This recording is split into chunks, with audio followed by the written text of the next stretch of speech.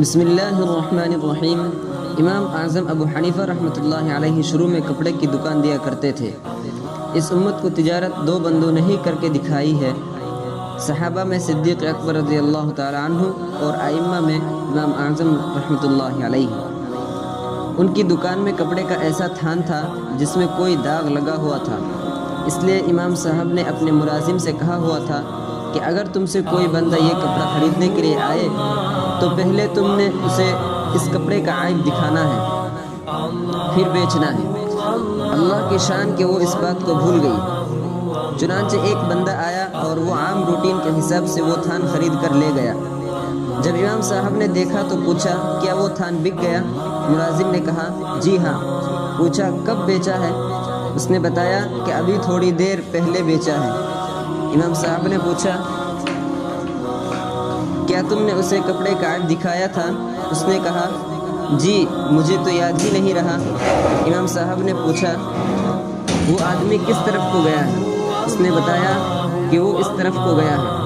امام صاحب نے اس کے دیے ہوئے سارے پیسے اٹھائے اور اس کی تلاش میں نکل پڑے ہوئے۔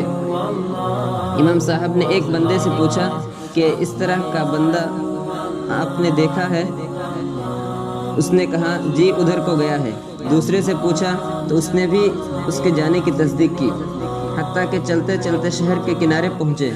وہاں پانی کا ایک جوہڑ تھا، اس جوہڑ کے قریب وہ آدمی موجود تھا۔ امام صاحب نے اس آدمی کو حقیقت حال سے آگاہ کیا اور فرمایا کہ میرے ملازم نے آپ کو بتانا تھا کہ اس کپڑے میں عیب ہے، مگر وہ بھول گیا اور بتا نہ سکا۔ اب میں آپ کے پیسے لے کر آیا ہوں، اگر تم چاہو تو اپنے پیسے لے لو اور سودا ختم کر سکتے ہو، اور اگر چاہو تو اس سودے کو قبول کر لو، تمہیں اختیار ہے۔ اس نے کہا جی آپ مجھے پیسے دے دیں۔ حضرت نے اس کو پیسے دے دیے تو اس نے لے کر وہ پیسے جوہڑ میں پھینک دیے۔